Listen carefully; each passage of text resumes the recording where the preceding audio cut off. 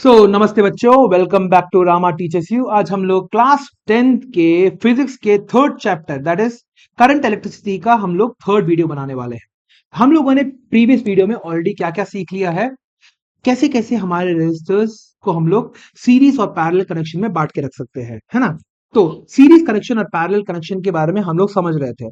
Series connection के अंदर हमारे पास क्या होता है, सीरीज कनेक्शन के अंदर हमारे पास सारे के सारे रेजिस्टर्स एक ही लाइन में मौजूद होते हैं, ठीक है। और पैरेलल कनेक्शन में क्या होता है, हर एक रेजिस्टर एक के ऊपर एक, एक के ऊपर एक, एक के ऊपर एक तुम्हारा चढ़ के बैठा हुआ होता है, ठीक है। हाँ, ये हम लोगों ने सीखा था, दिस वाज सीरीज, ठीक है। ये हमारा सीरीज था और ये हमारा पैरेलल था, ठीक है। सीरीज कनेक्शन और पैरेलल कनेक्शन के इतना ही सीखा था हम लोगों ने। फिर इसके बाद हम लोगों ने क्या देखा था, वी सॉ कि अगर हमारे पास सीरीज कनेक्शन है तो नेट रेजिस्टेंस किसके बराबर हो जाएगी अनुष्का?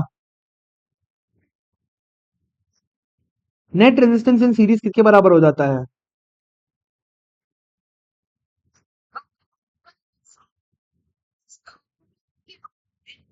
आर एन तक। अरे पैरेलल कनेक्शन में तुम्हारा नेट रेजिस्टेंस कितना होता है?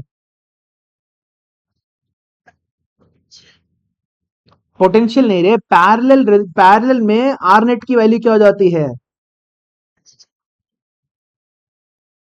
1/r net plus 1/r2 plus 1/rn के बराबर हो जाता है। वीडियो को देखो, ठीक है। सो फिर उसके बाद आदित्य, हाँ,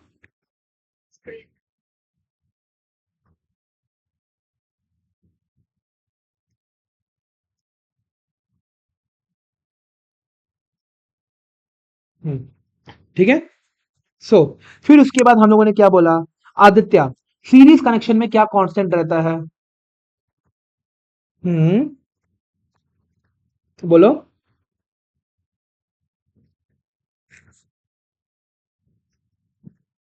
करंट कांस्टेंट है, थोड़ा जोर से बोलो, ठीक है please.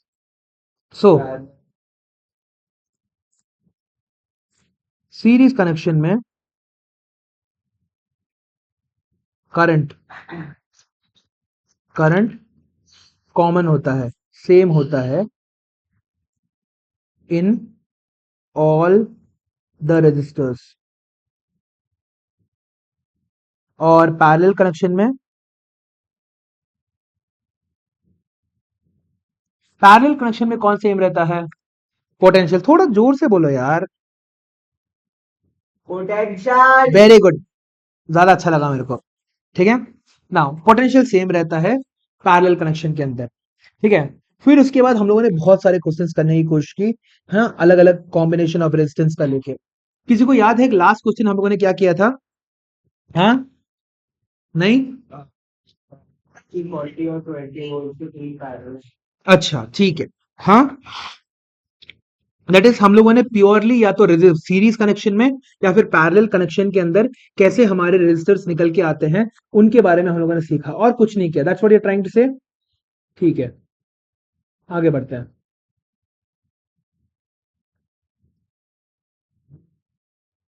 Okay, so how to solve when resistors are present in both series and parallel connection। ये हमारा आज का टॉपिक होने वाला है, ठीक है। और इसको मैं क्या करने वाला हूं, क्वेश्चंस के साथ ही सॉल्व करने वाला हूं। आई am gonna solve all of these using questions, ठीक है।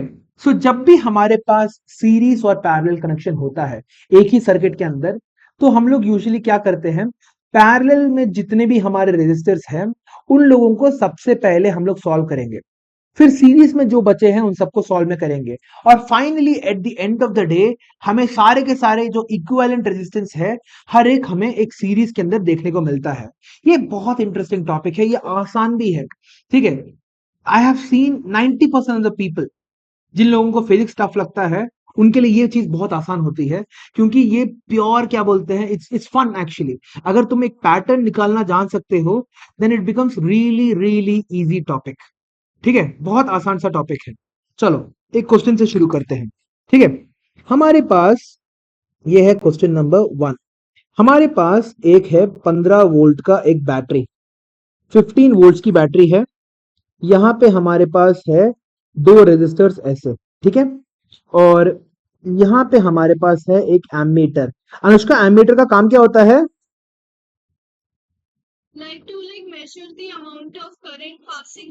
हाँ, amount of current passing through. अरे वोल्ट मीटर का काम क्या होता है?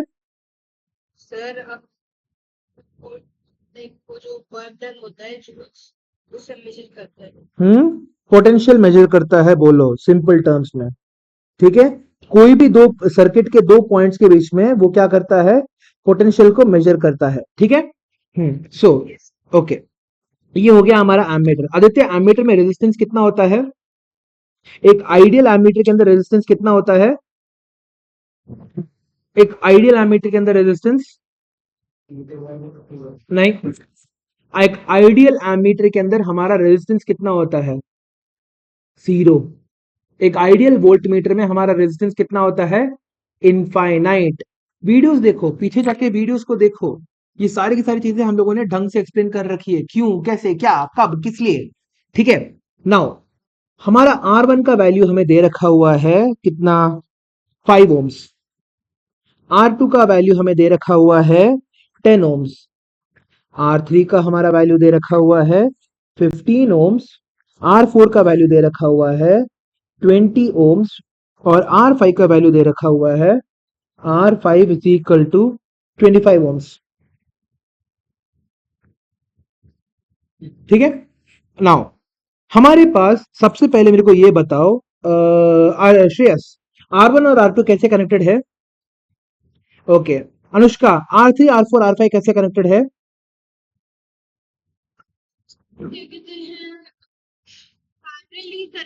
पैरेलली कनेक्टेड है। तो सबसे पहले हमें क्या करना है, इन दोनों इन दोनों को हमें रिजॉल्व करना है। इन दोनों को रिजॉल्व करके दो दो सिंगल रेजिस्टर्स बनाने हैं हमें, एक यहां पे और एक यहां पे। So R so basically R net for R1 and R2 क्या हो जाएगा?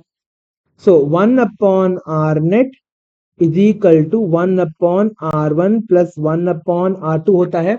मैंने तुम लोगों को बोला है अगर तुम्हारे पास सिर्फ दो रेजिस्टर्स हो तो क्या कर सकते हो यहां पे? नहीं, एग्जैक्टली उल्टा बोले तो। हाँ, when when we have two resistors in parallel,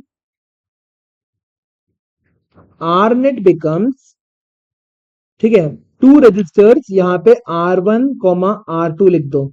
ठीक है, अगर तुम्हारे पास दो रेजिस्टर्स है R1 और R2 और वो तुम्हारे पैरेलल में है, ठीक है, if they are in parallel, R net becomes equal to R1 R2 upon R1 plus R2।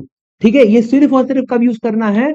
जब दो रेजिस्टर्स होते हैं तुम्हारे पास। That is the main important thing. जब दो रेजिस्टर्स तुम्हारे पास होते हैं तभी इस्तेमाल करना है तुम्हें।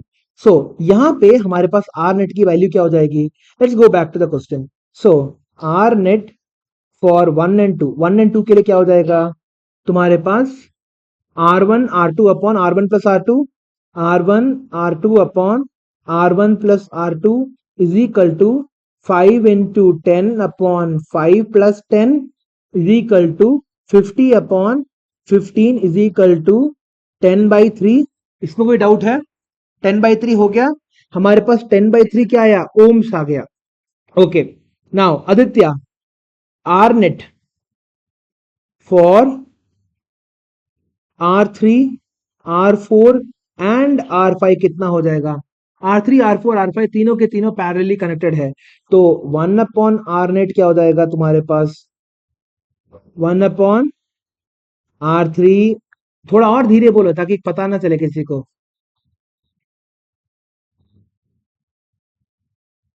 हाँ, वेरी गुड, वेरी गुड। ठीक है, one upon R three plus one upon R four plus one upon R five. R three R four R five की वैल्यू क्या है? 15 20 25, ठीक है। So one upon 15 plus one upon 20 plus one upon 25। अब इन सबका LCM क्या निकल के आएगा? 100 हो जाएगा इन सबका एलसीएम।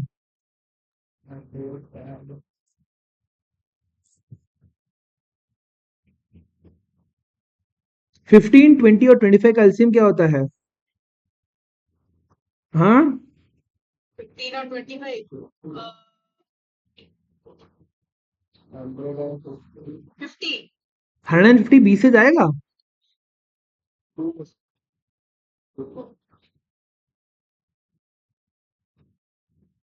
300, ठीक है। 300 is the lowest common value. 15 into 20 जा 300, 20 इंटू तुम्हारा 15 जा 300, 25 इंटू 12 जा 300, 25 4 जा 100, 25 8 जा 200, 25 इंटू 12 जा 300। एलसीएम तुम्हारा 300 होगा। सो 15 इंटू 20 जार प्लस यहां पे नीचे 300। क्या किया समझ में आया? मैंने एलसीएम निकाला है बस, ठीक है। ऊपर और नीचे 20 से मल्टीप्लाई किया, ऊपर और नीचे 15 से मल्टीप्लाई किया, और इसमें मैंने ऊपर और नीचे किससे मल्टीप्लाई करूंगा? 25 इंटू किससे मल्टीप्लाई करना है? 25 इंटू 10 जा 250 होता है रे मेरे बेवकूफों। 25 into 12 jar 25 4 jar 100, 25 8 jar 200, 25 12 jar 300, 25 16 jar 400, 25 16 25 into 20 jar 500। 25 देखो 4 के टेबल में जा रहा है ना। 25 4 jar 100, 25 8 jar 200, 25 12 jar 300, 25 into 16 jar 400, 25 into 20 jar 500, 25 into 24 jar 600, 25 into 28 jar 700। ऐसे तुम्हारा जा रहा है। 25 का टेबल क्या होता है? 25 50 75 100, 125 150 175 200, 225 250 275 300। सिंपल टेबल होता है 25 का। It is a very simple table. एक चौथाई होता है ना वो। सो 25 तुम्हारा 12 जार 300 हो गया। सो 20 प्लस 30 40 45 47। सो 47 अपॉन 300 हो गया। सो इसको हम लोग कैसे लिख सकते हैं? R net is equal to, Aditya क्या हो जाएगा? R net is equal to क्या हो जाएगा? If 1 upon r net is equal to 47 upon 300, therefore r net is equal to 300 upon 47। 1 upon r net की वैल्यू ये थी, 1 upon r net की वैल्यू ये थी। तो r net की वैल्यू क्या हो जाएगी? उसका रेसिप्रोकल। अगर 1 upon r net तुम्हारा 1 upon 7 है, अनुष्का r net की वैल्यू क्या हो जाएगी? 7। समझ गया क्या? सो अगला नेक्स्ट 1 अपॉन, अब हम लोग एक नया हम लोग एक रेजिस्टेंस बना सकते हैं, है ना। We can create a new circuit जहां पे सिर्फ और सिर्फ दो रेजिस्टर्स है हमारे पास। देखो एक नया सर्किट बना सकते हैं।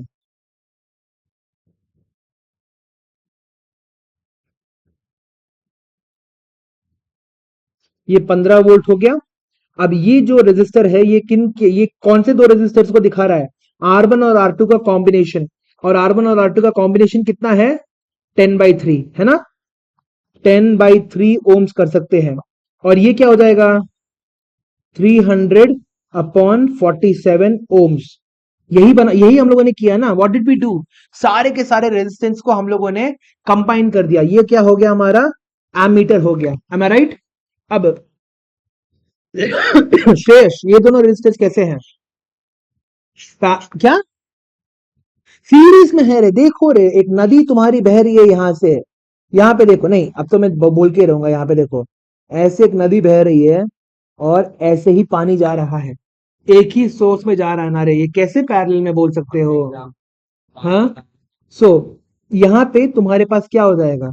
आर नेट की वैल्यू क्या हो जाएगी अनुष्का, ये दोनों के दोनों सीरीज में है, तो मेरे को क्या मिलेगा, आर नेट की वैल्यू क्या हो जाएगी,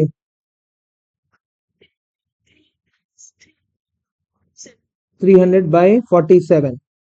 47 और 3 का एलसीएम क्या होता है,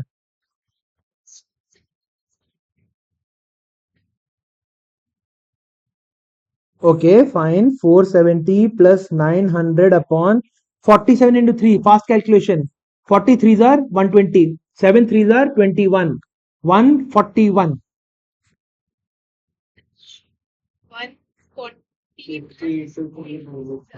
900 1370 अपॉन 141, ठीक है, समझ में आया। तो ये हो गया मेरा आर नेट का वैल्यू। ये कैसे किया पता है तुम लोगों को, 47 इंटू 3 कैसे किया मैंने, हाँ मैंने सिर्फ अपने दिमाग में नहीं, 40 प्लस 7 द होल इंटू 3 कर दिया बस, ठीक है, दैट इज 40 इंटू 3, 40 इंटू 3 कितना 120, 7 इंटू 3 120 प्लस 21, माइनस करना थोड़ा मुश्किल होता है, ऐड करना हमेशा आसान रहता है, ठीक है। नेक्स्ट, अगला, अब हमें क्या करना है, find the total current flowing in the circuit. अब ये दोनों के दोनों को भी हम लोगों ने अगर ऐड कर दिया, कैन भी एक नया सर्किट बना सकते हैं जहां पे सिर्फ और सिर्फ एक रेजिस्टर हो, अनुष्का, हाँ कि ना, बना सकता हूं मैं, सिर्फ और सिर्फ मेरे सर पूरे के पूरे में एक ही सर्किट है, और एक सॉरी एक ही पूरे के पूरे सर्किट में एक ही रजिस्टर है मेरे पास। अब इस रजिस्टर का वैल्यू क्या हो जाएगा, 1370 अपॉन 141। अब ये 15 वोल्ट का है। अब मेरे को क्या करना है पता है, मेरे को इस सर्किट के थ्रू कितना करंट फ्लो कर रहा है, याद क्या, I want to find out, कैसे कर सकता हूं, अरे कितना करंट फ्लो हो रहा है कैसे निकाल सकता हूं मैं, कितना करंट फ्लो रहा है, आई ओम्स लॉ क्या होता है, Ohm's law V equals IR, I equals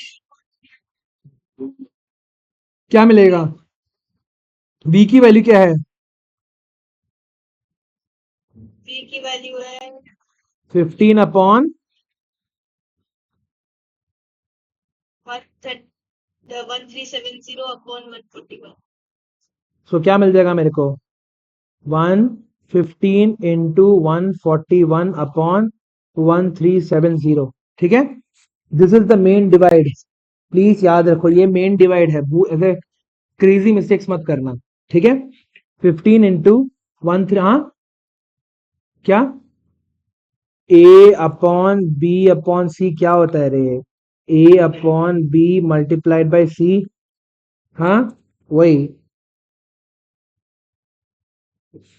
अगला,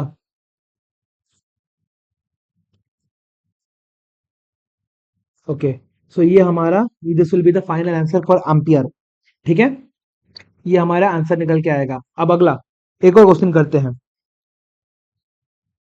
मैं सर्किट बनाता हूं, तुम लोग मेरे को बताओ क्या होगा,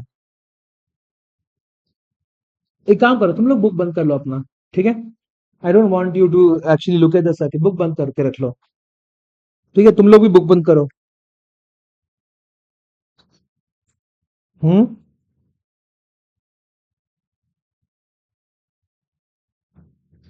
और अगली क्लास में मैं 12th क्लास का बुक लेके आऊंगा, और हम लोग थोड़े और क्वेश्चंस करेंगे उसमें, ठीक है, थोड़े कॉम्प्लेक्स सर्किट्स करेंगे,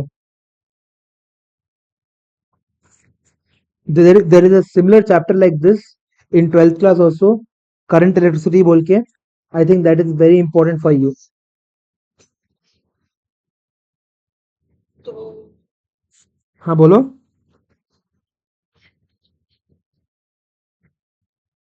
हाँ नहीं, थोड़े कॉम्प्लेक्स सर्किट्स होते हैं, अब बताओ यहाँ पे कैसे सॉल्व करेंगे इसको, नेट रेजिस्टेंस निकालने बोला है, they have asked us to calculate the net resistance, कैसे करेंगे, पहले यहाँ पे, ठीक है, इसको मैं लिख रहा हूं यहाँ पे, I am gonna write this as R1, यहाँ पे R2, यहाँ पे R3, और यहाँ पे मैं R4, और यहाँ पे मैं R5 लिखने वाला हूं, सो हमेशा क्या करना होता है, एक कॉर्नर से शुरू करना होता है, ठीक है। ओके, श्रेयस तुम मेरे को बताओ कि ये R2 और R3 कैसे हैं। R2 और R3 सीरीज में है, ठीक है। अनुष्का, R2 R3 जो सीरीज में है उसको हम लोग एक रेजिस्टर में कन्वर्ट कर सकते हैं। Yes, sir. समझने की कोशिश करो, यहाँ पे R2 और R3 जो है तुम्हारे सीरीज, सॉरी अलग कलर यूज करता हूँ यहाँ पे। R2 और R3 तुम्हारा जो है सीरीज के अंदर है, इसको एक बना सकते हैं। Yes, sir. ये जो R4 है, ये पूरा का पूरा कॉम्बिनेशन और R4 कैसा है बताना मेरे को।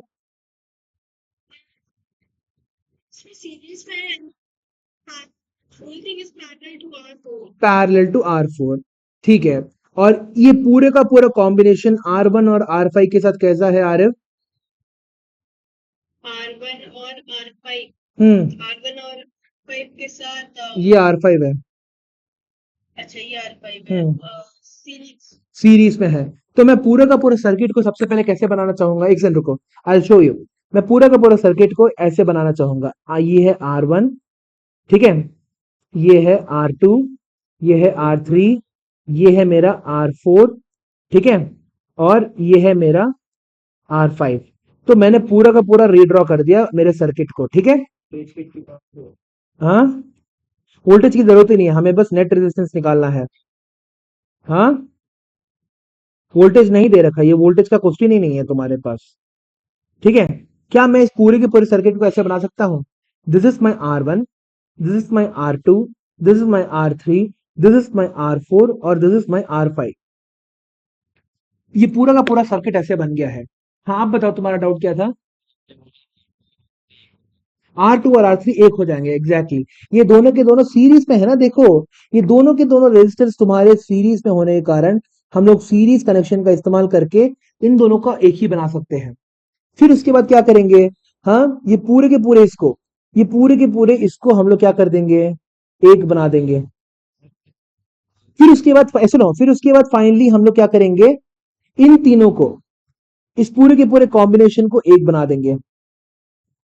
समझ में आ गया। इस तरह से तुम्हारा पूरा का पूरा झमेला आगे निकलता है। सबसे पहले इसको R2 और R3 को एक बनाओ, फिर उसके बाद R2 R3 R4 को एक बनाओ, फिर उसके बाद R1 R2 R3 R4 और R5 को एक बनाओ, ठीक है। तो शुरुआत मैं अनुष्का से करना चाहूंगा। अनुष्का, R2 और R3 सीरीज में है, तो नेट रेजिस्टेंस क्या हो जाएगा, R net for R2 and R3 क्या हो जाएगा। ये कहते हैं 2 प्लस R3 हो जाएगा. R2 प्लस R3 की वैल्यू सारे के सारे 3 ओम्स है, ठीक है। R2 प्लस R3 की वैल्यू क्या हो जाएगी, 3 ohms plus 3 ohms is equal to, very good very good, 3 ohms plus 3 ohms 9 कहां से आ गया। सॉरी 3 ओम्स प्लस 3 ओम्स कितना होता है, 3 बार ओम बोलो और 3 बार ओम बोलो, क्या मिलेगा, 6 ओम्स मिलेगा तुम्हें।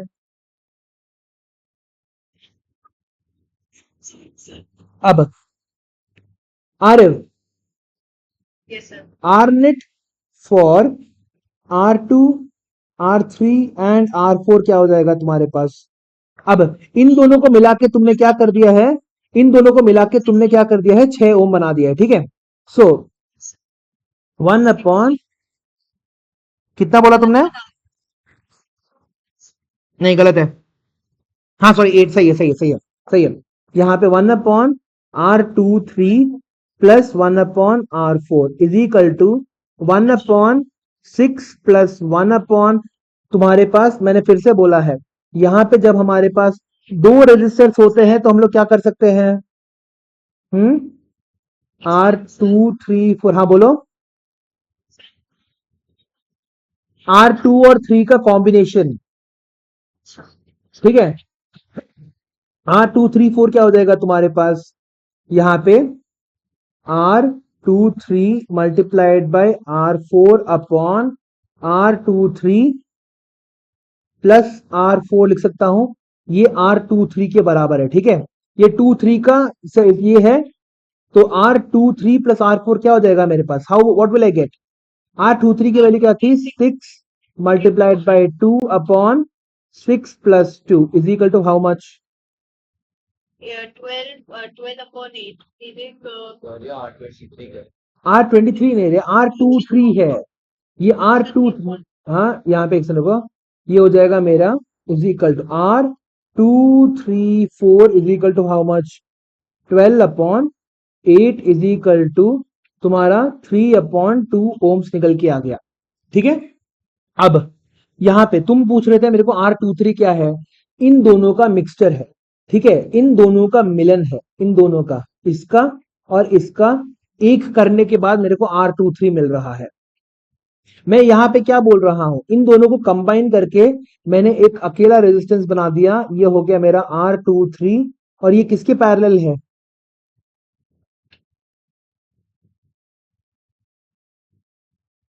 R4 के पैरेलल है। ठीक है, सो मैं डायरेक्टली मैंने क्या किया, यहां पे मैंने R net is equal to, यहाँ पे R234 इज इक्वल टू, यहाँ पे R23 multiplied by R4 upon R23 plus R4 लिख दिया। यहां पे देखो ना, ये दोनों के दोनों पैरेलल थे तो मैंने ऐसे लिख दिया। Now R R1 sorry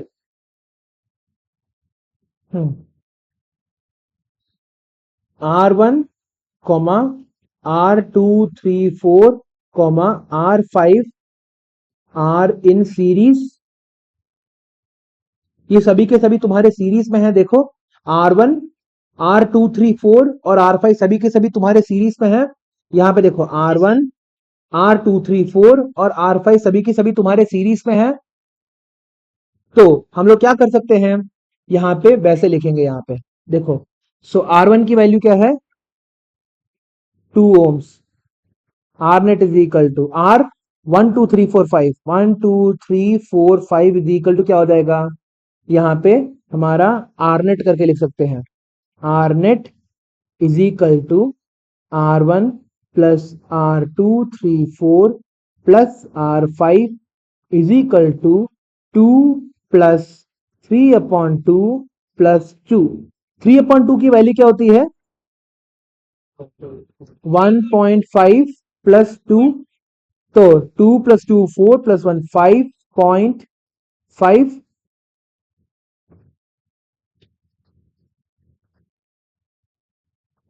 2 ohms था कि 3 ओम्स था? अरे यार मैंने थोड़ी गलती कर दी, ये 3 ओम्स लिखा हुआ था मैंने, आई थिंक, हाँ यहाँ पे गलती कर दी मैंने। अरे यार, यहाँ पे 3 ओम्स आ जाएगा मेरे पास, 3 ओम्स 3 ओम्स। सो एक सेकंड रुको,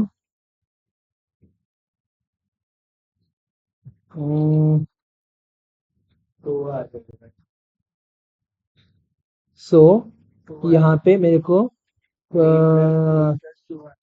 एक सेकंड रुको, 6 3 जार 18 अपॉन तुम्हारा 9 is equal to R234 is equal to तुम्हारा यहाँ पे 18/9 इज इक्वल टू 2 ओम्स हो गया। ठीक है, सो यहाँ पे हमारे पास होना चाहिए था 3 plus 2 plus 3 is equal to तुम्हारे पास यहाँ पे हो जाएगा, इसकी भी जरूरत नहीं है, 8 ओम्स। केयरलेस मिस्टेक कर दिया मैंने, यहाँ पे 2 ओम्स ले लिया था इसको, मगर इट्स नॉट 2 ओम्स। समझ में आ गया? यहाँ पे इसकी भी जरूरत नहीं है। तो मैंने क्या किया, सबसे पहले I join these two together, then I made it parallel with R4। ऐसे ही लिखो R23 R234, तो तुम्हें याद रहेगा कि कौन सा चीज कहां पे आ रहा है। ठीक है, ये स्कूल में नहीं कराएंगे, स्कूल में R dash R double dash meaningless useless symbols का इस्तेमाल करेंगे, उसका इस्तेमाल मत करो। यहाँ पे तुम्हें दिख रहा है ना, देखो R23 क्या है? R2 और R3 का रिजल्टेंट। R234 क्या है? R2 R3 और R4 का रिजल्टेंट। R1 2 3 4 5 क्या है? R नेट, सभी के सभी रेजिस्टर्स का resultant. Isn't it better? R dash R double dash R triple dash R quadruple dash, इन सबसे तो करने से तो अच्छा ही है, डायरेक्टली देखने से ही तुम लोगों को पता चल जाएगा, ओ मैं इन सभी को ऐड कर रहा हूं। ठीक है, so it is a neat trick जो मैंने पिछले साल के बच्चों को भी बताया था ये। ठीक है, you can actually do this, ये कर सकते हो तुम लोग। समझ में आ गया? क्लियर है ये बात कैसे आ रहा है करके? एक और क्वेश्चन करते हैं। आदित्य क्लियर है? हाँ, सीरीज पैरेलल, फिर बाद में सीरीज कर दिया था हम लोगों ने। ठीक है, सीरीज के बाद हम लोगों ने सीरीज का फॉर्मूला डाल दिया, R1 plus R2 plus R3। Parallel में R1 R2 upon R1 plus R2। हमेशा मैं यही करने वाला हूं, हमेशा जब भी पैरेलल में हो। If I have two resistors in parallel, okay Anushka, if I have two resistors, note, I have two resistors X, Y in parallel. मेरा नेट रेजिस्टेंस क्या हो जाएगा अनुष्का?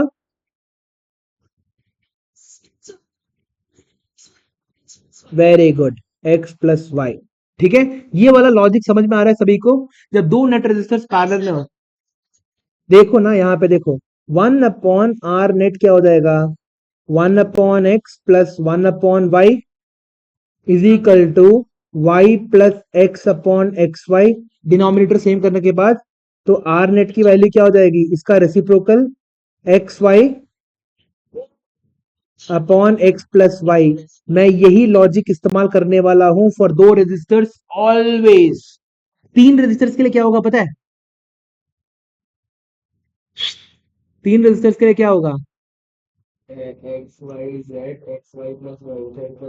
एग्जैक्टली, अगर तुम्हारे पास तीन रेजिस्टर्स है, ठीक है, अगर तुम्हारे पास तीन रेजिस्टर्स है, if you have three resistors,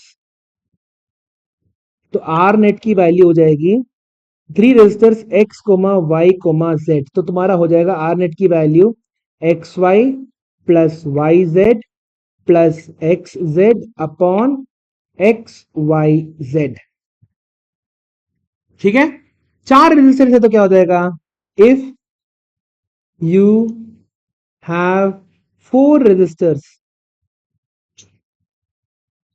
in parallel, in parallel,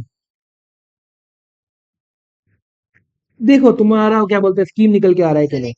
हाँ, ये x, ये y, ये z और ये w, ये चारों के चारों रेजिस्टर्स अगर तुम्हारे पैरेलल में X Y Z plus Y Z W plus X Y W plus upon X Y Z W parallel है तो क्या हुआ? हाँ सॉरी सॉरी सॉरी सॉरी, अरे हाँ, R net is equal to, हाँ मैं भूल गया सॉरी, यहाँ पे X Y Z upon X Y plus Y Z plus X Z. चार है तो तुम्हारे पास क्या हो जाएगा यहाँ पे? यहाँ पे X Y Z W upon तुम्हारा क्या हो जाएगा? X Y Z plus Y Z W plus X Z W plus तुम्हारा X Y Z W X Z W, और तीसरा क्या था? डब्ल्यू डब्ल्यू वाई, वो तो हो गया।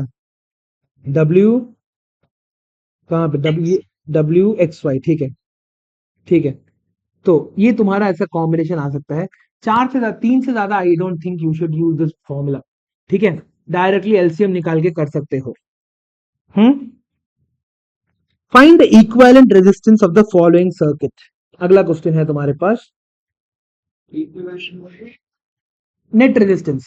फाइंड द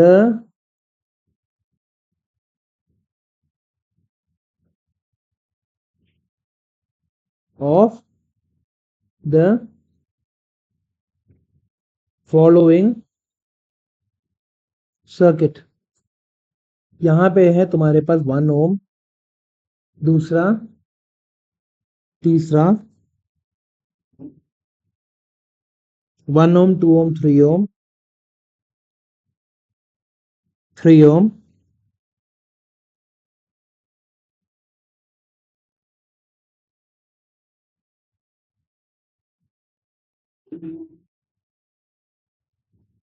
9 वोल्ट्स, 2 ओम्स, यहां पे है 2 ओम्स। सो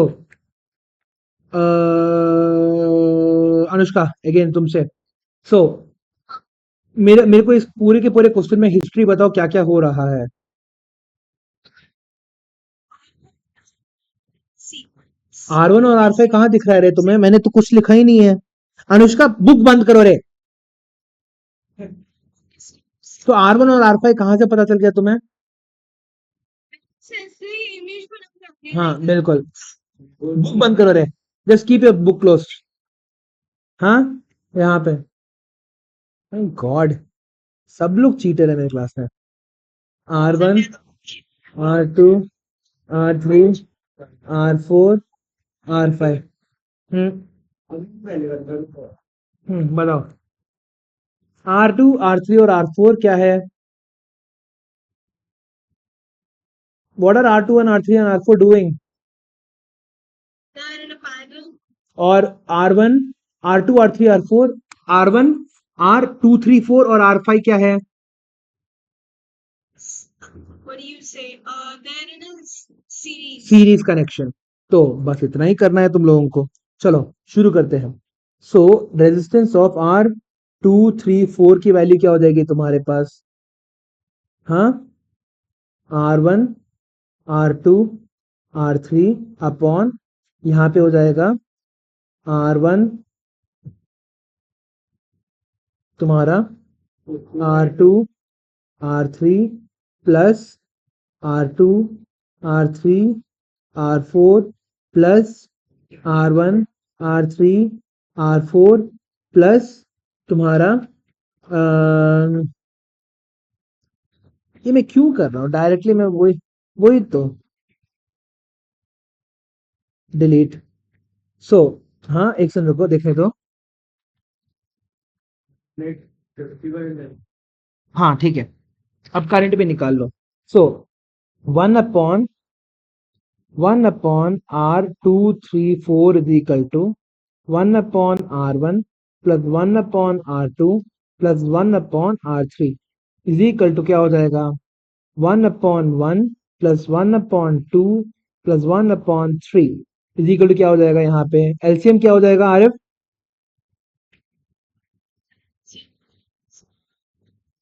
6। सो यहाँ पे 6 प्लस 3 प्लस 2 अपॉन 6 हो जाएगा। तो हम लोग इसे क्या लिख सकते हैं? 1 upon R2, 3, 4 is equal to 11 upon 6. So what will happen? R2, 3, 4 की वैल्यू क्या हो जाएगी? 6 upon 11. 6 upon 11। ठीक है। Now R1, R2, 3, 4 and R5 are in series, right? R1, R2, 3, 4, R5 are in series, सभी के सभी सीरीज में हैं। तो हम लोग क्या लिख सकते हैं? R net is equal to R1, 2, 3, 4, 5 is equal to क्या हो जाएगा मेरे पास? 2 प्लस 6/11 प्लस 2, है ना? एम आई राइट? क्या मिलेगा मेरे को फिर? हाँ, सो 22/11 plus 6/11 plus 22/11 is equal to how much? 22 to the 44 plus 6 is 50/11. So R net की वैल्यू क्या हो जाएगी मेरे पास? सो मेरे पास क्या हो गया? I now have a circuit जहां पे सारे के सारे रेजिस्टर्स एक सिंगल रेजिस्टर में बढ़ चुके हैं, दैट इज आर नेट, और जिसकी वैल्यू क्या है? 50/11। ये बनाना होता है, ठीक है? एट द एंड तुम्हें ये बनाना ही पड़ेगा। ये वाला जो सर्किट है ये बनाना पड़ेगा, वरना इस ये सर्किट बनाने के लिए तुम्हें 2 नंबर मिलते हैं। सॉरी, 1 नंबर मिलता है, 2 नंबर क्या बोल रहा हूं, 1 नंबर मिलता है। तो अब हमें क्या करना है? ओम्स लॉ इस्तेमाल करना है।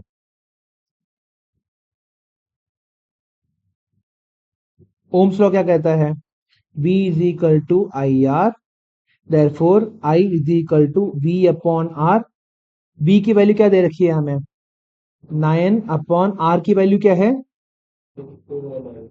50/11, या फिर 9 into 11 upon 50 हो गया। सो 99/50 हो गया, which is approximately equal to 2। ठीक है, so 99/50 is approximately equal to तुम्हारा 2 एम्पियर हो रहा है ना। 50 इंटू 2 100 होता है ना, तो अप्रोक्सीमेटली तुम्हारा 2 एम्पियर निकल के आ रहा है।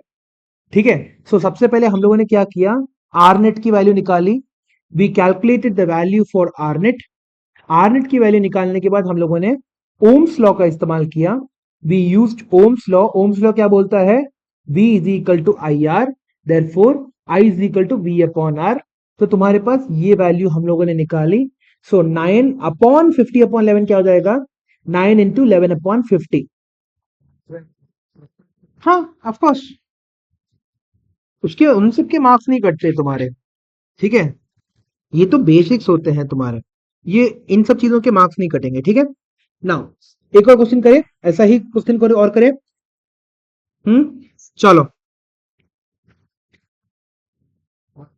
हाँ चलो।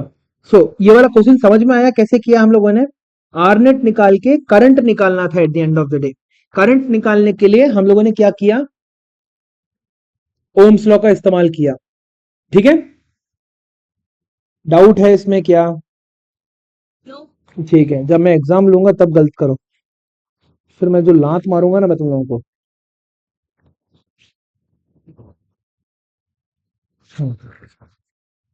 10, 15, 20 एंड 5। 10, 15, 20 एंड 5, और यहां पे है 45। ये है 10, ये है 15, ये है 20 और ये है 5। सॉल्व करो इसे।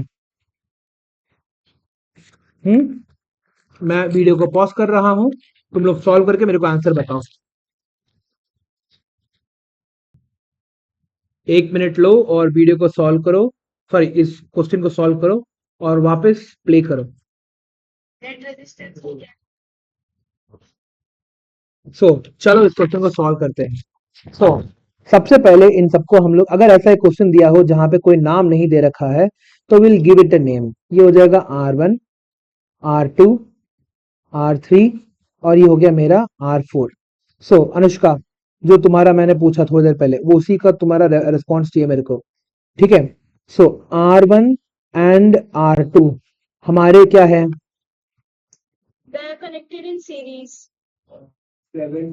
R3 and R4 are connected in Series. ठीक है, और तुम 7.5, नहीं वो भी गलत है। और तुम्हारा R12 एंड R34 कैसे कनेक्टेड है, पैरेलल। ठीक है, तो सबसे पहले R12 की वैल्यू क्या हो जाएगी, R12 की वैल्यू क्या होगी, Uh, 10. R1 plus R2 is equal to 10 plus, देखो ना, देखो क्या लिखा है, 10 plus 15 is equal to 25 ohms. R34 की वैल्यू क्या हो जाएगी, देखो,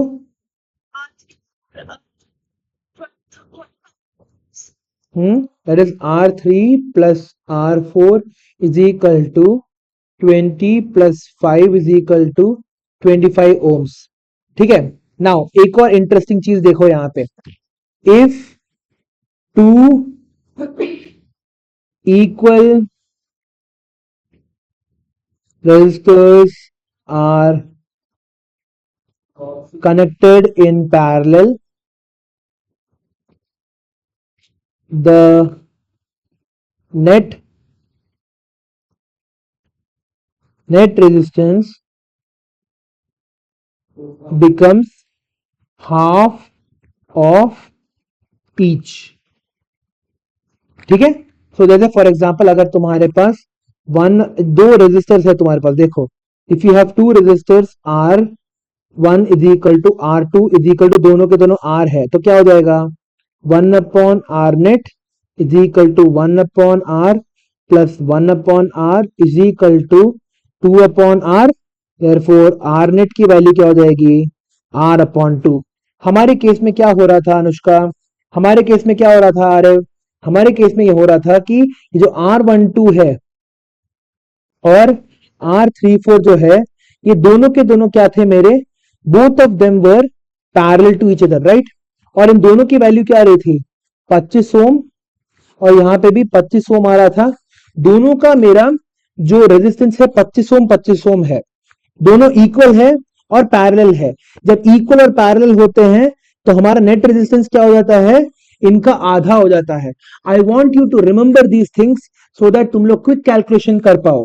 तो तुम्हारा आर नेट का वैल्यू क्या हो जाएगा, यहाँ पे 25 ओम और 25 ओम है तुम्हारे पास। अनुष्का आर नेट की वैल्यू क्या हो जाएगी, So, say, देखो ना अनुष्का, यहाँ पे R1 और R2 दोनों के दोनों, अगर दो रेजिस्टर तुम्हारे पैरेलल है और दोनों का सेम वैल्यू है, देन नेट रेजिस्टेंस तुम्हारा R/2 हो जाता है। यहाँ पे चलो ठीक है, फिर से नॉर्मली करते हैं, जो अगर तुम्हें समझ में ना आए तो यहाँ पे आर नेट की वैल्यू क्या हो जाएगी, 25 मल्टीप्लाइड बाई 25 अपॉन 25 प्लस 25। हाँ, सो क्या हो जाएगा तुम्हारे पास 25 into 25 upon 50 is equal to क्या निकल के आ रहा है, 25/2। यही तो बताने की कोशिश कर रहा हूं, दो रेजिस्टर्स अगर तुम्हारे सेम है और दो रेजिस्टर्स पैरेलल है एक दूसरे के, तो नेट रेजिस्टेंस क्या हो जाता है, कोई भी एक रेजिस्टर उठाओ और उसको आधा कर दो, तो कैलकुलेट करने की जरूरत नहीं पड़ेगी, टाइम सेव हो जाएगा। R net is equal to 25/2 is equal to 12.5 ohms निकल के आ जाएगा। ये करने की जरूरत ही नहीं है, समझ में आ गया। ये सारे के सारे तुम्हारे क्विक कैलकुलेशंस के ट्रिक्स होते हैं, प्लीज इन सबको फॉलो करो, अंडरस्टैंड। yes, ओके, तो हमारा नेट रेजिस्टेंस आया है 12.5। नाउ अब हमें करंट निकालने के लिए क्या करना पड़ेगा, फिर से टू फाइंड द करंट, आर क्या यूज करना पड़ेगा, Ohm's law. To find the current use Ohm's law, और ओम्स लॉ क्या कहता है हमारा, V is equal to I R, therefore I is equal to V upon R. V की वैल्यू क्या दे रखी है श्रेयस, 3 बार कर चुके, 45। 45 अपॉन 12.5 कितना होता है रे, हाँ तो तुम्हारा 7 कैसे आ रहा था, 7 9 12 120 कैसे आ रहा था, हम्म सो ये 450 अपॉन 125 हो गया, ठीक है। 25 इंटू 5 आर 125, 25 25 16,400 होता है, 25 इंटू 16,400 17 18 18/5 हो गया, ठीक है। सो 18/5 इज इक्वल टू, हमें क्या करना पड़ेगा, 18 5 5 3 15 16 17 18 5 6 30 3.6 एम्प्स निकल के आएगा हमारे पास, ठीक है। We will get 3.6 amps. समझ में आ गया। और क्वेश्चंस करते हैं थोड़ा बहुत, और टाइम कितना हो गया है, 1 घंटा है ना, मेरे को थोड़े और क्वेश्चंस करने हैं। Okay, so a piece of wire of resistance R is cut into 5 equal parts, ठीक है। A piece of wire of resistance R is cut into 5 equal, Anushka resistance के दो फॉर्मूला क्या क्या है, resistance के formulas, resistance के formulas है, एक तो R नहीं, मैं नेट रेजिस्टेंस की बात ही नहीं कर रहा, रेजिस्टेंस, नॉर्मल रेजिस्टेंस का फॉर्मूला क्या है,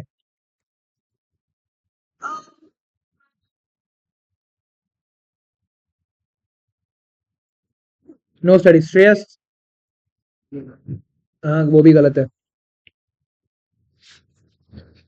घर पे जाके क्या कर, हाँ रो, देख के भी गलत बोल रहे तुम, अरे रो L/A होता है,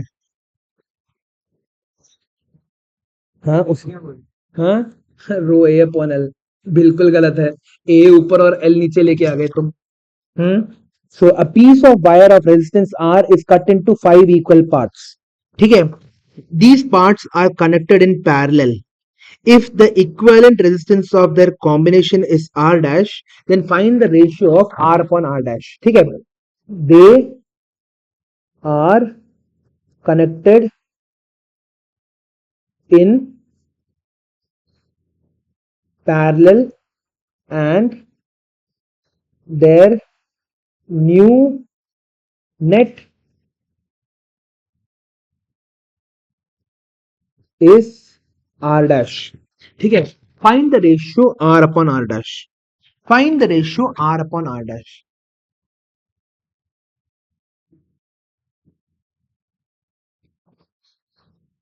ओके, सो हमारा जो फॉर्मूला होता है यहाँ पे, पेन खत्म हो रहा है, find the ratio R upon R dash. ठीक है, नाउ हम लोग मानते हैं ओरिजिनल रेजिस्टेंस आर है।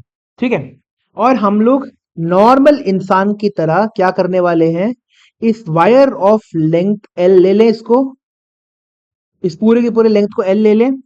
अनुष्का यहाँ पे देखो। Yeah, I'm watching, sir. हाँ, होल्ड में बाद में करो।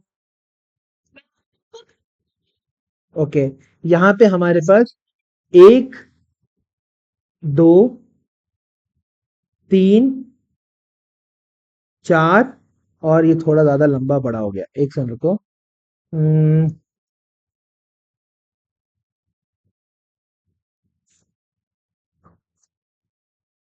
5। सो इसको हम लोगों ने 5 इक्वल पार्ट्स में बांट दिया। ठीक है, we cut them into 5 equal parts, जिसके कारण क्या हो गया, हर एक पार्ट की लेंथ क्या हो गई, कितनी होगी लेंथ, एल अपॉन 5 हो जाएगी तुम्हारी। So L dash is equal to तुम्हारी टोटल लेंथ अपॉन 5 हो जाएगी। तुमने 5 अलग अलग पीसेस में काटा है। क्या इनके एरिया में कोई फर्क हो रहा है? ये जो एरिया है, ये जो क्रॉस सेक्शनल एरिया है, ये तो ए है। क्या तुम्हारा एक पाइप को काटते वक्त तुम्हारा क्रॉस सेक्शनल एरिया चेंज हो रहा है? आरिफ, क्या तुम्हारा क्रॉस सेक्शनल एरिया चेंज हो रहा है? हो रहा है ना चेंज? नहीं हो रहा। नहीं हो रहा ना, वेरी गुड, ठीक है। सो हमारा हमारा क्रॉस सेक्शनल एरिया चेंज नहीं हो रहा है, सिर्फ लेंथ चेंज हो रहा है। ठीक है, नाउ क्या मैं बोल सकता हूं कि ये जो लंबा पीस है जिसको मैंने काटा है, उसको मैं क्या कर रहा हूं, अब पैरेलली कनेक्ट करके रख रहा हूं। तो इन सभी के सभी 5 पीसेस को मैं क्या मान सकता हूं, हाँ एक पाइप है रे, एक पाइप है, एक वायर, एक सिलेंडर होता है ना, वायर इज ए सिलेंडर। हम लोगों ने क्या किया है, इसको 5 अलग अलग भागों में बांट के रखा है। ठीक है, I am taking taking time to solve this because क्या बोलते हैं, ये तुम्हारे बोर्ड्स में 4-5 बार आ चुका है। सो हर एक पीस का लेंथ क्या है, एल अपॉन 5 है, और हर एक पीस का क्रॉस सेक्शनल एरिया क्या है, ए। ये भी एल अपॉन 5 हो गया, ये भी ए हो गया, एल अपॉन 5 हो गया, ये भी ए हो गया, एल अपॉन 5 हो गया, ये भी ए हो गया, और यहां पे भी एल अपॉन 5 हो गया, ये भी मेरा ए हो गया। सो हर एक पीस का नेट रेजिस्टेंस अब क्या हो जाएगा, ये जो एल अपॉन 5 है, इसका नेट रेजिस्टेंस क्या होगा बताना, what will be the net resistance now. हाँ, हमारा रेजिस्टेंस का फॉर्मूला क्या होता है, रो एल अपॉन ए होता है, that is resistivity into length upon area. हमें पता है इस बड़े से पाइप के लिए, बड़े से पाइप के लिए, यहां पे देखो, सबसे पहले ये चीज लिखो, फॉर द बिग पाइप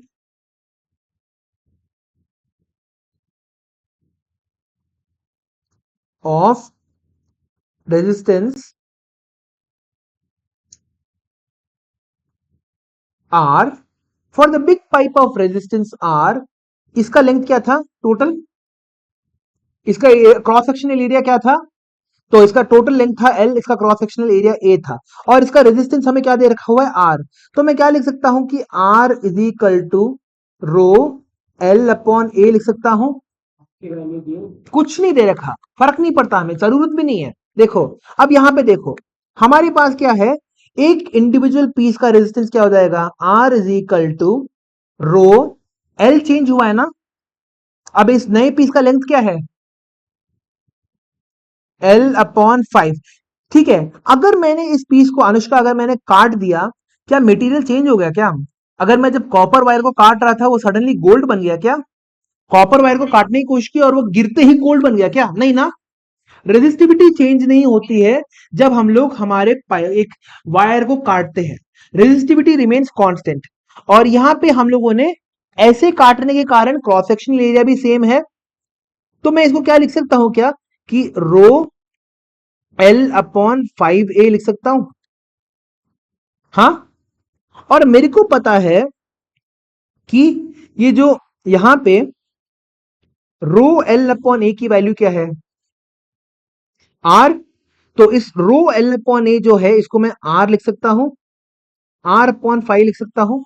सो मेरा जो नया रेजिस्टेंस है R डैश, ठीक है, द रेजिस्टेंस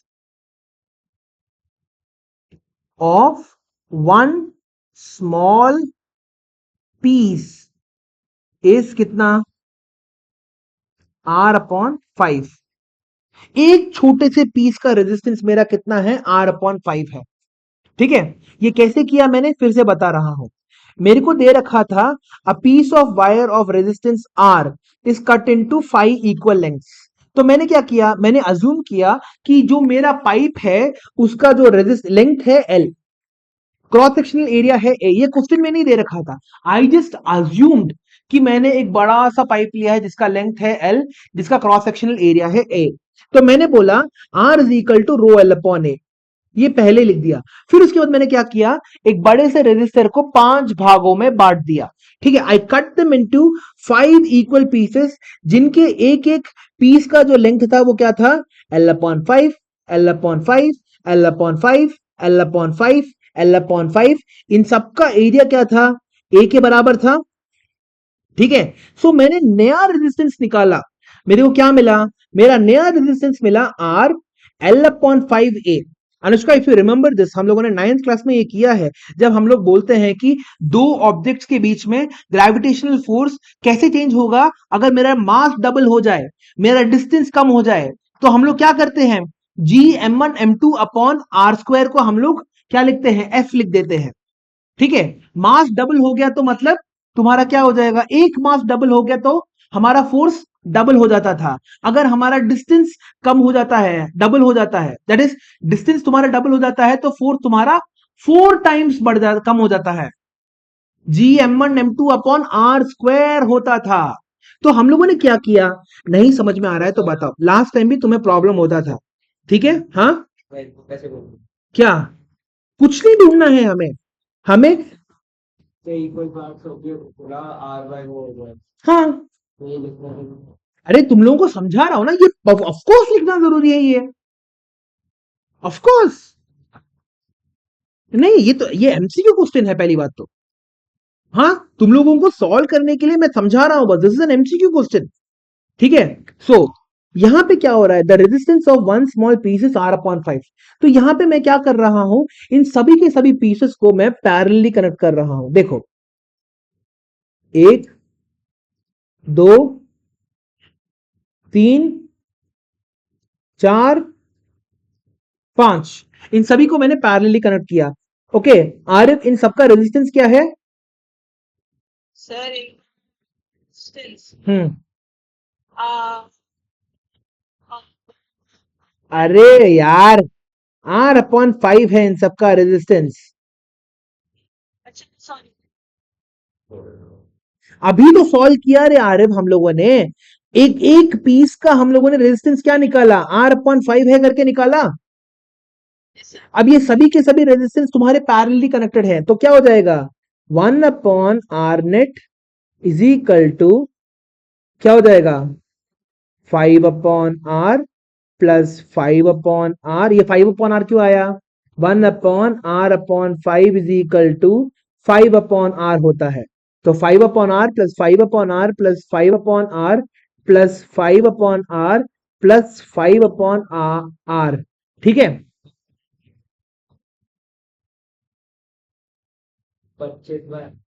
5/R। तो मेरे को क्या मिला यहाँ पे? 25/r is equal to 1/r net मिला। सो आर नेट की वैल्यू क्या हो गई मेरी, R net is equal to r/25।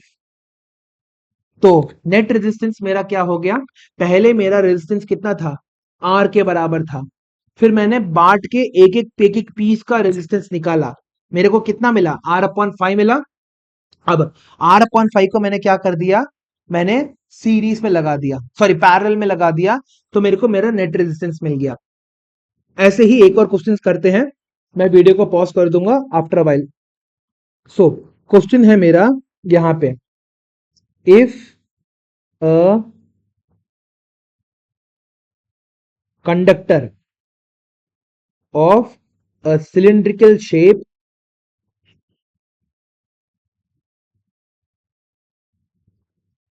is cut into 10 pieces, okay, and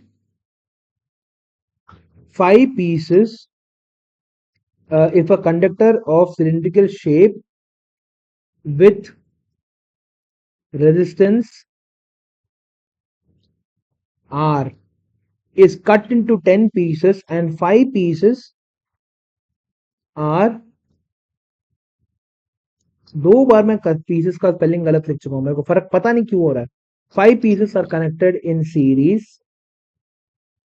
and 5 are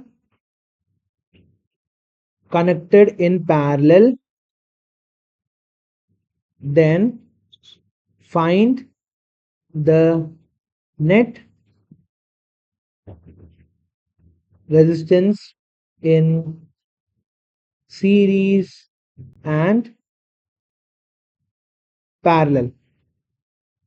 question है तुम्हारे पास, find the resistance in series and parallel. ठीक है, मैं अभी वीडियो को पॉज करने वाला हूं, तुम लोगों के पास टाइम है, करो करो करो, शांत रहो, करने दो, सब लोग सॉल्व करो इसको। ठीक है, I M pausing the video, हम लोग सॉल्व करने वाले हैं। ठीक है, चलो, हमारे पास एक कंडक्टर है मान लो, ठीक है, हमारे पास एक ऐसा कंडक्टर है जिसका लेंथ है L, मान लिया, अज्यूम कर लिया, let us assume that we have a conductor of length L and cross sectional area कितना है इसका, A के बराबर है। लेंथ L है तुम्हारी और क्रॉस सेक्शनल एरिया तुम्हारा A के बराबर है। ठीक है, सो हमारा नेट रेजिस्टेंस कितना आ जाएगा यहाँ पे, R is equal to rho L upon A हो जाएगा, ये पहले लिख दिया। ठीक है, ये है पूरे के पूरे कंडक्टर का रेजिस्टेंस।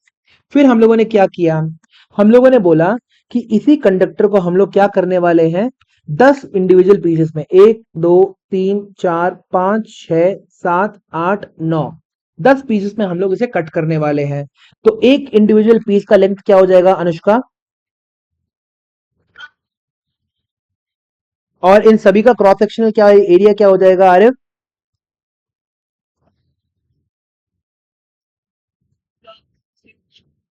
क्रॉस सेक्शनल एरिया क्या हो जाएगा,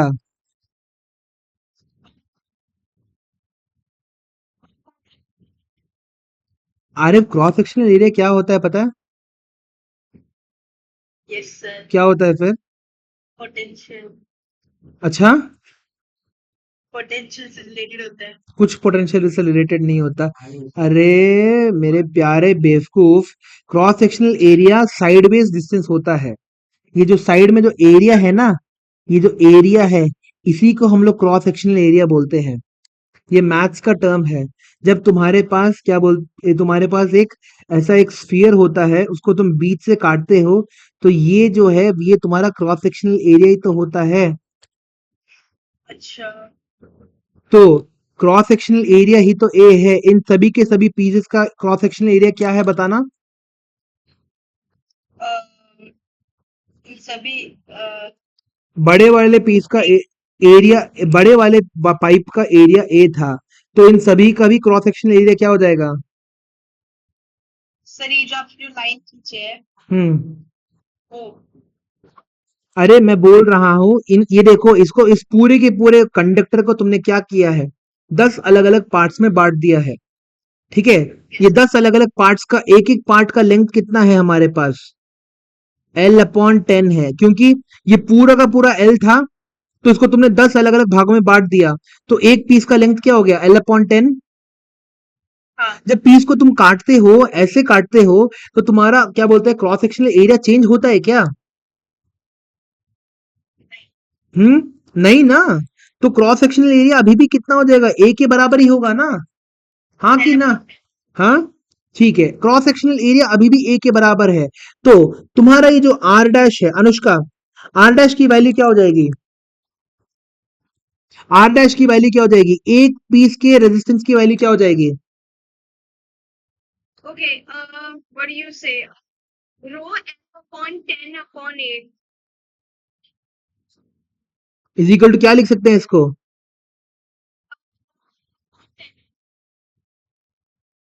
आदित्य इस रो एल अपॉन 10 को क्या लिख सकते हैं?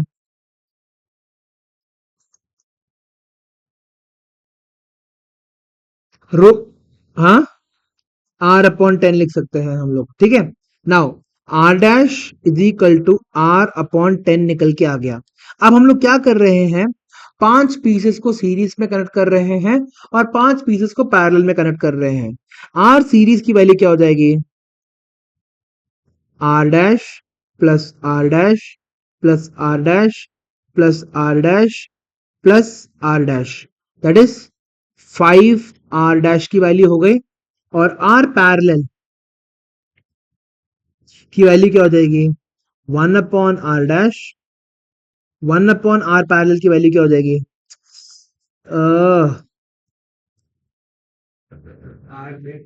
1/r पैरेलल की वैल्यू क्या हो जाएगी, 1/r dash plus 1/r dash r dash plus 1/r dash plus 1/r dash plus 1/r dash.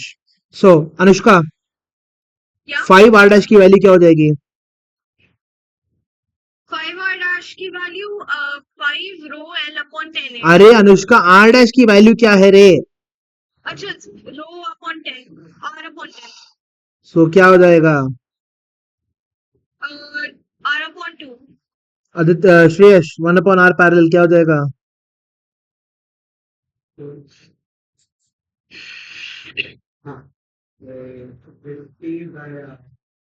1 यहाँ पे हो जाएगा। सो बेसिकली हमें पता है कि r डैश की वैल्यू क्या है, हमारे पास r/10 है, तो 1/r डैश की वैल्यू क्या हो जाएगी, 10/r। So 10/r plus 10/r plus 10/r plus 10/r plus 10/r is equal to तुम्हारा 50/r, या फिर r और पैरेलल की वैल्यू क्या हो जाएगी, r/50। समझ में आ गया? सो सीरीज कनेक्शन के लिए क्या हो जाएगा,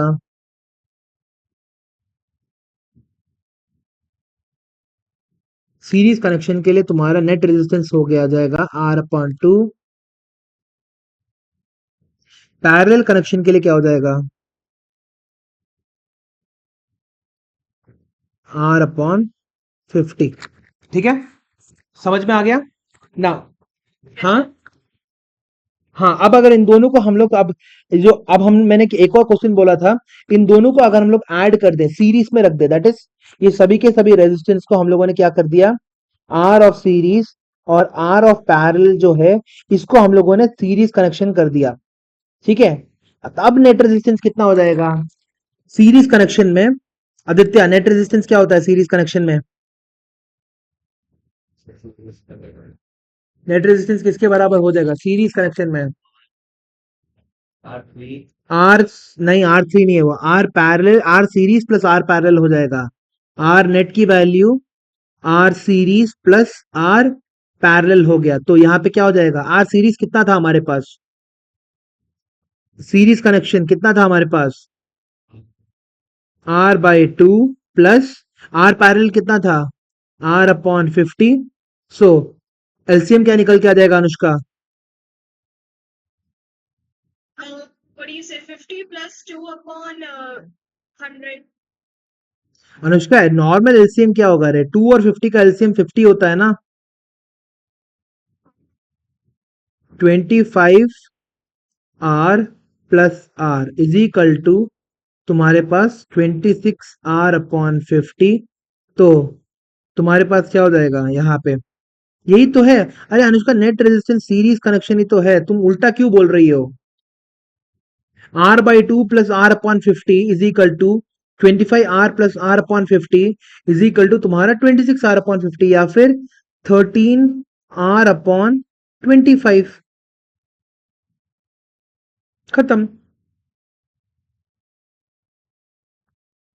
अभी भी समझ में नहीं आया है? सब सब हम्म। एक होमवर्क लिखो। अ circle, a cylindrical conductor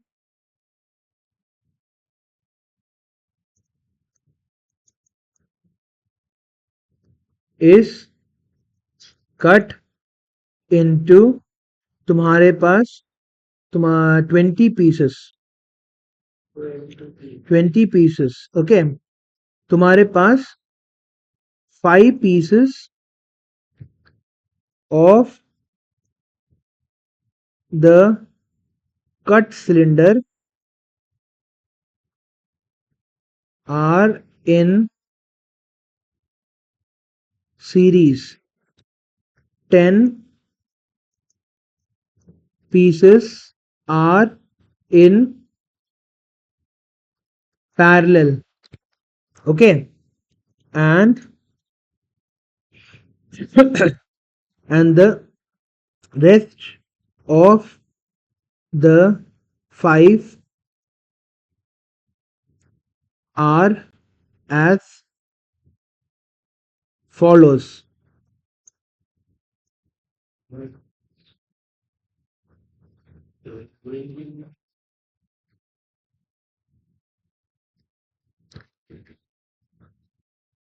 Find the net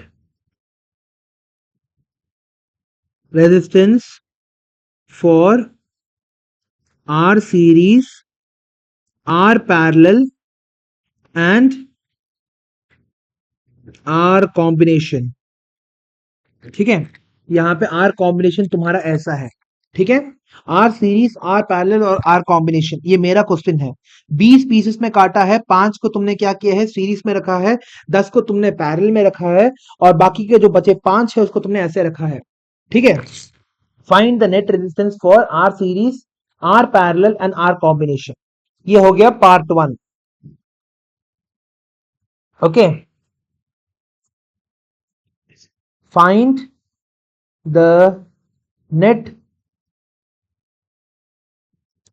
resistance for the following circuit।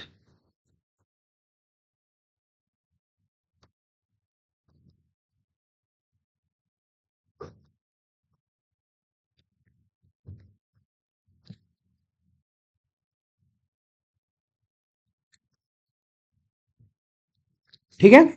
सो तुम लोगों को ने को फर्स्ट केस में आर सीरीज, आर पैरेलल और आर कॉम्बिनेशन निकालना है। अगले में तुम्हें आर सीरीज, ये पूरा का पूरा नेट रेजिस्टेंस निकालना है। अब इस वाले कॉम्बिनेशन का नेट रेजिस्टेंस निकालना है, ठीक है। It's a very good question, करके देखो। हाँ, चैलेंज योर सेल्फ।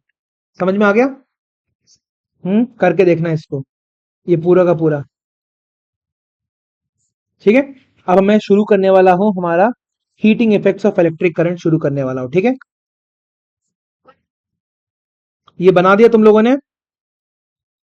होमवर्क लिखा है तुम लोगों ने, ये हो गया होमवर्क।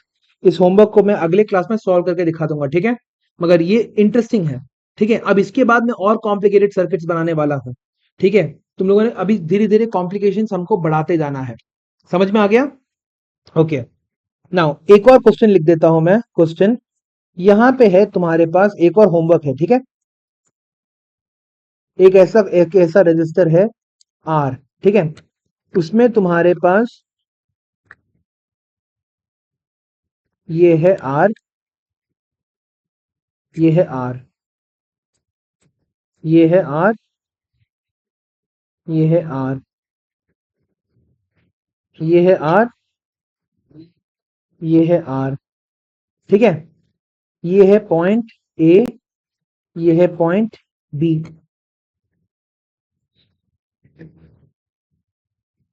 ठीक है। Find the net resistance RAB, ठीक है। मेरे को नेट रेजिस्टेंस RAB निकाल के दिखा देना, ठीक है।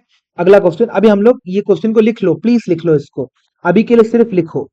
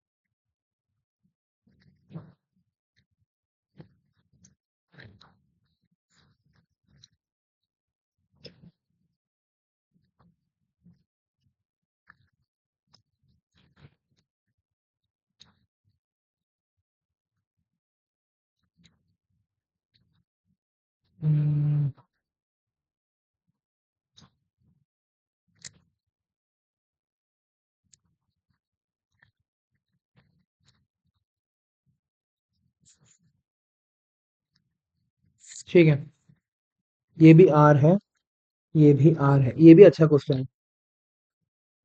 ये थोड़ा सिंपल क्वेश्चन है। हम्म, मैं और कॉम्प्लेक्स सर्किट्स बना के लेके आऊंगा।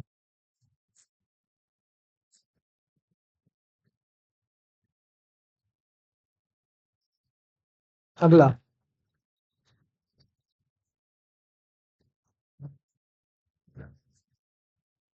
नेक्स्ट हमारा टॉपिक है the heating effect of electric current, ठीक है। ये दोनों के दोनों डायग्राम्स बना लिए तुम लोगों ने, Yeah, yes, sir. ओके। तो नेक्स्ट हमारा टॉपिक आता है heating effects of,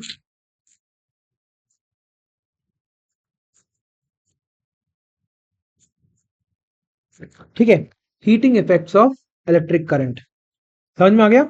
so heating effects of electric current का मतलब क्या होता है, ठीक है। एग्जैक्टली जब भी हम लोग एक कंडक्टर के अक्रॉस एक एक करंट को पास कराते हैं, तो क्या होता है, देखो यहां पे अगर मेरे पास एक कंडक्टर है मान लो, ठीक है, if I have a conductor like this, ठीक है। इस कंडक्टर के अक्रॉस में क्या कर रहा हूं, करंट पास करा रहा हूं, आई करंट पास करा रहा हूं, ये पूरा का पूरा इस कंडक्टर के थ्रू जाके बाहर आई करंट निकल रहा है, ठीक है। जब ये कंडक्टर के थ्रू मेरा आई करंट जाता है तो क्या होता है पता है, इलेक्ट्रॉन्स जा रहे होते हैं, ठीक है। The electrons are actually going through the conductor, ठीक है। इलेक्ट्रॉन्स तुम्हारे कंडक्टर के थ्रू जा रहे हैं। अभी जब इलेक्ट्रॉन्स तुम्हारे कंडक्टर के थ्रू जाते हैं ना, तो basically when they move through they rub against the तुम्हारे अदर एटम्स जो है इनसाइड द कंडक्टर, उनके उनके अगेंस्ट क्या बोलते हैं, ऐसे फ्रिक्शन प्रोड्यूस होते हुए जाते हैं, ठीक है। हाँ, रेजिस्टेंस क्रिएट होता है और एक फ्रिक्शनल फोर्स क्रिएट होता है। और भी एज वी ऑल नो, जब भी कोई फ्रिक्शन प्रोड्यूस होता है व्हाट हैपेंस, तुम्हारा धीरे धीरे धीरे करके हीट प्रोड्यूस होने लगता है, एग्जैक्टली exactly. ठीक है। तो जब भी तुम्हारे कंडक्टर के थ्रू, हाँ जब भी तुम्हारे कंडक्टर के थ्रू एक करंट पास हो रहा होता है ना, एक रेजिस्टेंस के कारण तुम्हारा हीट जनरेट होता है। तो तो अब तुम्हें लगेगा जितना कम रेजिस्टेंस एक अगर कंडक्टर के पास होगा, उतना कम वो हीट जनरेट करेगा, क्योंकि जितना कम रेजिस्टेंस होगा उतना कम तुम्हारा कंडक्टर क्या करेगा, रब करने की कोशिश करेगा, है ना। उतना कम तुम्हारा फ्रिक्शन प्रोड्यूस होगा, इसके कारण क्या होगा, heating effects will be less. तो let's go back to our book, ठीक है, थोड़ी देर के लिए बुक में जाते हैं। नाउ हमारे पास क्या दे रखा हुआ है now, when an electric current is passed through a conductor, heat is produced in it. This is known as the heating effect of electric current. This is obtained by the transformation of electrical energy into heat energy. ठीक है, जब तुम्हारे electrons तुम्हारे conductor के through जा रहे होते हैं, ठीक है, हाँ, जब तुम्हारे इलेक्ट्रॉन्स तुम्हारे कंडक्टर के थ्रू जा रहे होते हैं तो बहुत ज्यादा हीट प्रोड्यूस होता है। ठीक है, जस्ट इमेजिन करो, तुम एक क्राउडेड ट्रेन में हो और तुम आगे जाने की कोशिश कर रहे हो, हाँ, you are basically rubbing against other people, right, shoulders तुम्हारे रब होते हुए जा रहे हैं, कंटिन्यूसली ऐसे भागने की कोशिश कर रहे हो मगर बहुत रेजिस्टेंस फेस हो रहा है, जिसके कारण तुम्हारे शोल्डर्स, तुम्हारा बैक, हर चीज it is getting hotter, right, basically सबसे पहले तो ह्यूमिडिटी बहुत ज्यादा हो रही है, रेजिस्टेंस बहुत ज्यादा होने के कारण because of all this friction you are getting warmer and warmer and warmer. ठीक है, जिसके कारण क्या हो रहा है, यही कंडक्टर के अंदर भी हो रहा है, जितना ज्यादा करंट फ्लो होगा ना उतना ज्यादा वो हीट प्रोड्यूस करने लगेगा।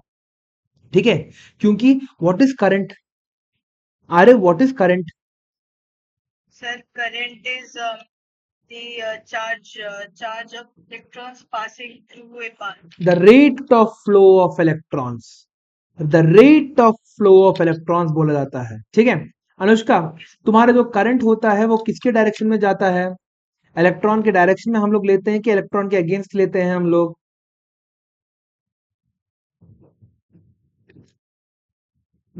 हाँ, अनम्यूट करो रे, म्यूट करके किसने रखने बोला है तुम्हें, Sorry, इलेक्ट्रॉन के साथ जाता है। बिल्कुल गलत। हाँ, अगर तुम्हारा इलेक्ट्रॉन लेफ्ट से राइट डायरेक्शन में जा रहा है, करंट तुम्हारे उल्टे डायरेक्शन में जाता है। कन्वेंशनल करंट और इलेक्ट्रॉनिक करंट के बारे में मैंने बताया था, हाँ, शुरुआती क्लासेस में मैंने बताया था जब हम लोग current is equal to Q upon T पढ़ रहे थे, current is equal to Q upon T और N E upon T, that means पहला सेक्शन पूरा भूल चुके हो तुम लोग। ठीक है, फाइन, ओके, सो हम सबको पता है कि जिस डायरेक्शन में करंट तुम्हारा फ्लो कर, जिस डायरेक्शन में तुम्हारे इलेक्ट्रॉन्स फ्लो कर रहे हैं उसके एग्जैक्ट ऑपोजिट डायरेक्शन में तुम्हारा करंट फ्लो कर रहा है। ठीक है, now calculation of heat generated in a conductor, assuming a conductor as a resistance wire which resists the flow of current flowing through, so work must be done by the current source for continuous flow of current। ठीक है, अगर तुम्हारे पास एक conductor है जिसके पास एक resistance है are, तो तुम्हारे उस कंडक्टर के थ्रू एक इलेक्ट्रॉन को आगे भेजने के लिए किसी को काम करना पड़ेगा, है ना, किसी को थोड़ा बहुत काम करना पड़ेगा, क्योंकि रेजिस्टेंस फेस हो रहा है, रेजिस्टेंस फेस होने के कारण ही तो काम करना पड़ रहा है। अगर देखो, पानी के बहाव में तुम्हें स्विम करने में ज्यादा रेजिस्टेंस नहीं होता है, अगर तुम खाली बैठे रहोगे तो नदी जिस डायरेक्शन में जाएगी उस डायरेक्शन में तुम जाते रहोगे, मगर अगर नदी के बहाव के उल्टे डायरेक्शन में, दैट इज अपस्ट्रीम, अगर तुम अपने आप को स्विम करने की कोशिश करते हो तब क्या होता है, your body faces the maximum amount of resistance. हाँ, ये मैक्सिमम अमाउंट ऑफ रेजिस्टेंस ही तुम्हारा क्या होता है, यही तुम्हारे हीट एनर्जी में तब्दील होता है, that is this is the one that is getting converted into heat. ठीक है, सो हम सबको पता है जो वर्क डन होता है, वर्क डन का फॉर्मूला, पोटेंशियल का फॉर्मूला क्या होता है अनुष्का, हाँ, पोटेंशियल का फॉर्मूला क्या होता है, इलेक्ट्रिक पोटेंशियल का फॉर्मूला, potential का formula is what do you say? Ion. नहीं गलत, वर्क डन के हिसाब से पोटेंशियल का फॉर्मूला क्या होता है, डेफिनेशन क्या था इलेक्ट्रिक पोटेंशियल का, मैं बताऊं? हम्म, मेरे को डेफिनेशन बताओ, तुम मेरे को फॉर्मूला मत बताओ, क्योंकि डेफिनेशन तो फॉर्मूला नीचे देख चुके हो बुक में, डेफिनेशन बताना। नहीं सर, बुक ही नहीं है मेरे पास सर। हाँ, कुछ हाँ, ये नहीं, मेरे कोई को डेफिनेशन कुछ बताओ नहीं है। फिर, इलेक्ट्रिक पोटेंशियल का हाँ, डेफिनेशन बताओ। Sir, potential is the path at which नहीं गलत, श्रेयस डेफिनेशन बताओ, वर्क, नहीं गलत, आदित्य नहीं गलत, इलेक्ट्रिक पोटेंशियल का डेफिनेशन होता है the amount of work done in bringing a unit positive charge from infinity to a point in an electric field. या फिर the amount of work done in bringing a unit positive charge from one point to another is known as the electric potential. ठीक है, please I am begging you, videos को बार बार देखो। बिल्कुल बिल्कुल सरल तरीके से मैंने एक्सप्लेन किया है इस चीज को।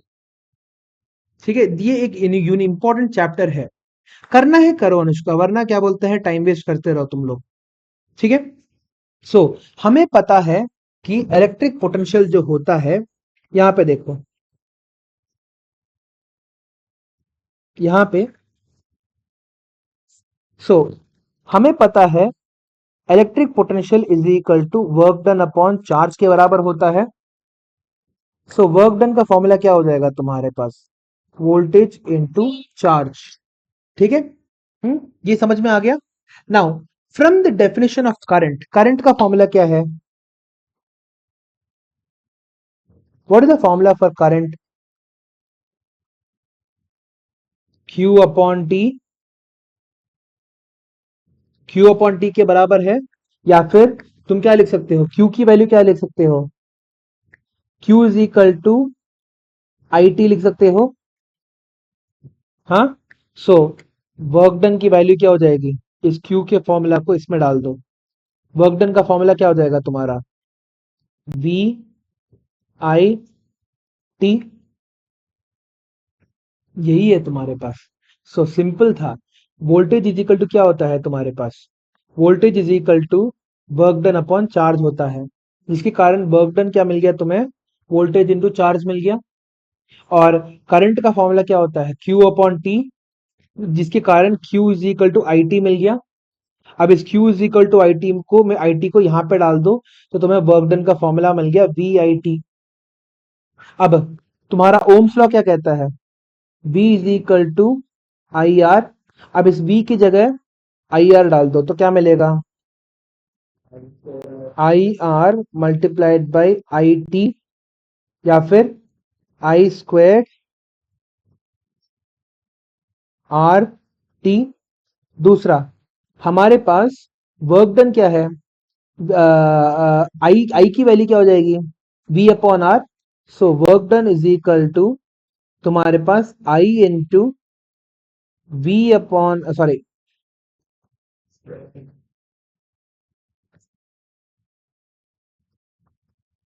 यहाँ पे V into V upon R into T. क्योंकि यहाँ पे क्या किया, हम लोगों ने वोल्टेज को करंट के फॉर्म में लिखा, या फिर यहाँ पे हम लोगों ने करंट को वोल्टेज के फॉर्म में लिख दिया, V squared upon R T. So हमारे दो फॉर्मूलाज, तीन फॉर्मूलाज होते हैं वर्क डन के, work done is equal to V I T, या फिर आई स्क्वेर्ड आर टी, या फिर V squared upon R T. यहाँ पे हम लोगों ने क्या किया, यहाँ पे सिर्फ और सिर्फ हम लोगों ने क्या किया है, यहाँ पे हम लोगों ने V को हम लोगों ने लिख दिया आई आर, यहाँ पे हम लोगों ने लिख दिया I को हम लोगों ने लिख दिया V अपॉन आर, और इन दोनों को इस फॉर्मूला में डाल दिया। ठीक है, दोनों को इस फॉर्मूला में डाल दिया, जिसके कारण हमें ये दोनों के दोनों मिल गए। ठीक है, ये होता है तुम्हारा heat. Now assuming that all the electric work done और electrical energy consumed is converted into heat energy, जो तुम ये बोल रहा है, हमारा अजम्पशन है, if all the work done is converted into heat energy, then work done की वैल्यू हीट के बराबर हो जाएगी। हाँ, है ना। सो यहां पे क्या मिलेगा फिर हमें, if all the work done is converted into heat energy, then work done is equal to heat, therefore heat के तीन फॉर्मूलाज क्या हो गए, V I T is equal to I squared R T is equal to V square upon R T. खत्म, इतना ही है, समझ में आ गया। हाँ, तो the law implies that heat is that heat produced in a resistance is directly proportional to the square of the current, indirectly proportional to the resistance, and directly proportional to the time for which the current flows. तो अगर हम लोग मान ले H is equal to I squared RT, ठीक है, ये हमारा बेस फॉर्मूला ले लें तो हमें क्या मिलेगा? Heat is directly proportional to the square of current, then heat is directly proportional to the resistance, and heat is proportional to time. So यहां पे तुम्हारा एक क्वेश्चन निकल के आता है, derive an expression for heat generated, derive an expression for heat generated in a conductor. इसको क्या बोला जाता है पता है? इस लॉ को H is equal to I squared R T जो होता है, इसको हम लोग बोलते हैं Joule's law, law of heating, इसी को हम लोग बोलते हैं जूल्स लॉ. हाँ ठीक है, देखो हमारे पास क्या है, heating effects of electric current के अंदर हमारे पास क्या होता है, हमारे पास एक कंडक्टर दे रखा हुआ है जिसके अक्रॉस एक करंट आई फ्लो कर रहा है. हमें पहले फॉर्मूला से हमें पता है कि V is equal to work done upon charge होता है. हाँ, electric potential is equal to work done upon charge, therefore work done is equal to क्या हो जाएगा? पोटेंशियल इनटू चार्ज के बराबर हो जाएगा. करंट का फॉर्मूला क्या होता है? Q अपॉन टी के बराबर होता है, देयरफॉर चार्ज क्या हो जाएगा तुम्हारा? IT के बराबर हो जाएगा. अब तुमने क्या किया, इस फॉर्मूला को, इस चार्ज के वैल्यू को तुमने इस वाले एक्सप्रेशन में डाल दिया, ऊपर जो वर्क डन का जो एक्सप्रेशन था उसके अंदर तुमने डाल दिया, जिसके कारण तुम्हें क्या मिल रहा है? Work done is equal to Q की जगह अनुष्का IT डाल दो, क्यू की जगह IT डालने पर क्या मिलेगा? क्यू की जगह V इंटू आई टी या फिर VIT, Vellore institute of technology, VIT मिल गया तुम लोगों को. ठीक है, अब हमें पता है ओम्स लॉ के according V is equal to IR होता है. देयरफॉर तुम्हारा, अगर तुम क्या करोगे यहां पे, अगर तुम V की जगह IR लिख दो तो तुम्हें क्या मिल जाएगा? Work done is equal to V की जगह तुमने आई स्क्वायर आर टी मिल गया. अब इसी तरह से तुम क्या करो, यहां पे I की जगह क्या लिखो? I इज इक्वल टू, यहां पे इससे कि तुम क्या कर सकते हो, I is equal to V upon R लिख सकते हो. I is equal to V upon R, V की जगह तुम यहाँ पे I की जगह V अपॉन आर लिख दो. VIT में I की जगह V अपॉन आर लिखने पर क्या मिलेगा? V square upon R T, work done is equal to V square upon R, V square R T. Now work done की वैल्यू क्या हो जाएगी? VIT I square R T और V square upon R T. ये हमारा formula है. ठीक है, अब हमें पता है कि अगर सारा का सारा जो काम हो रहा है, if all the work done is converted into heat energy, तो work done is equal to heat बोल सकते हैं. Yes, sir. So heat is equal to VIT is equal to I square R T is equal to V square upon R T. और ये जो formula होता है इसी को हम लोग बोलते हैं the Joule's law of heating बोला जाता है. This is known as the Joule's law of heating. ठीक है, अब देखो तुम्हारा इसके थ्रू इससे क्या समझ में आ रहा है, करंट जितना फ्लो कर रहा है हीट उसका स्क्वायर अमाउंट प्रोड्यूस करेगा. जैसे अगर 2 एम्पियर करंट प्रोड्यूस हो रहा है तो तुम्हारा 4 गुना 2 to 4 अमाउंट, अगर तुम्हारा ऐसे नहीं, अगर तुमने तुम्हारे कंडक्टर के अंदर करंट को ट्वाइस कर दिया तो हीट तुम्हारा 4 गुना इंक्रीज होगा. अगर तुमने तुम्हारे करंट का रेजिस्टेंस जो है तुमने ट्वाइस कर दिया, हीट तुम्हारा 2 गुना बढ़ेगा. आई स्क्वायर आर टी होता है, So heat is directly proportional to I square, heat is directly proportional to R, and heat is directly proportional to time. जितना ज्यादा देर तक तुम एक करंट चला रहे हो उतना ज्यादा देर तक तुम्हारा हीटिंग होगा। खुद सोच के देखो, जितना ज्यादा देर फोन चलाओगे उतना ज्यादा देर फोन ऑन गर्म रहेगा। अगर तुमने फोन चलाना बंद कर दिया फोन फिर से ठंडा हो जाएगा, है ना? क्योंकि उसके सर्किटरी के थ्रू करंट तुम्हारा फ्लो होते जा रहा है, इसलिए तो तुम्हारा फोन गर्म हो रहा है ना? सो ये तीनों के तीनों तुम्हारे इंपॉर्टेंट लॉजिक बन जाते हैं। ठीक है? सो प्लीज प्लीज प्लीज, आज मैं मेरा तीसरा वीडियो भी अपलोड करने वाला हूं इस चैप्टर का। पहले के दो वीडियोस में हम लोगों ने बहुत कुछ स्टडी किया है, डेरिवेशंस कैसे करते हैं देखा है, ओम्स लॉ के बारे में पढ़ा है। ठीक है? हाँ, conductors, good conductors, bad conductors, बहुत सारे फॉर्मूलाज के बारे में हम लोगों ने स्टडी किया है। हाँ, ये नोट्स तो मैं भेजूंगा ही भेजूंगा। हाँ, इलेक्ट्रिसिटी का सारा नोट्स आई थिंक इसी में है हमारा।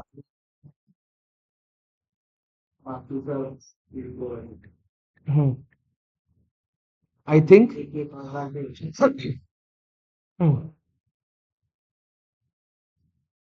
सब कुछ है शायद इसके अंदर।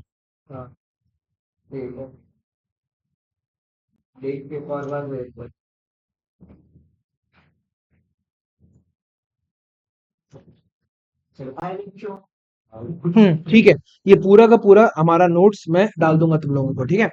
हाँ, प्लीज रिवाइज करके आओ। मोस्ट प्रॉब्ली इस वीक तुम्हारा इस चैप्टर का एग्जाम रहेगा। ठीक है? तो अच्छे से रिवाइज करके आना। मैं अगले क्लास में भी वाइवा लूंगा तुम्हारा। ठीक है? क्योंकि अगले क्लास तक हमारा बस 15 मिनट का टॉपिक बचा हुआ है। ठीक है? इसके बाद हम लोग बायो का हमारा नहीं, फिजिक्स का तीसरा चैप्टर हो गया, केमिस्ट्री का तीसरा चैप्टर शुरू करेंगे, फिर फाइनली हम लोग मैथ्स में जाएंगे। तो अगले क्लास में भी you can bring your science का बुक ही लेके आ सकते हो। ठीक है? साइंस का बुक ही लेके आ सकते हो। ठीक है? सो हाँ, कल हमारा क्लास होगा क्या? कल नहीं, फ्राइडे को हमारा जो क्लास होगा, फ्राइडे की क्लास में हम लोग कंटिन्यू करेंगे। फ्राइडे की क्लास में ये चैप्टर खत्म हो चुका होगा। आई रियली रियली होप कि अगर तुम लोग कर रहे हो, ठीक है, रिवाइज करके मेरे को क्या बोलते हैं इस चैप्टर में मजबूत हो जाओ। ठीक है? Make it strong. समझ में आ गया? ठीक है? Yes, sir. ओके। सो इस पूरे के पूरे तीनों के तीनों वीडियोस को बार बार देखने की कोशिश करो। ठीक है? अगली क्लास में हमारा ये चैप्टर खत्म हो जाएगा। ठीक है? आई रियली होप आपको मेरा ये वीडियो अच्छा लगा होगा। प्लीज अगर आपको अच्छा लगे तो प्लीज लाइक शेयर और सब्सक्राइब जरूर करिए। हाँ, इस चैप्टर को मैं अगले एक वीडियो में खत्म कर दूंगा और आपके सामने और अच्छे अच्छे क्वेश्चंस लेके आने की कोशिश करूंगा जो प्रीवियस ईयर बोर्ड्स में आए हुए हैं। ठीक है? सो आज के लिए थैंक यू। चलो बाय।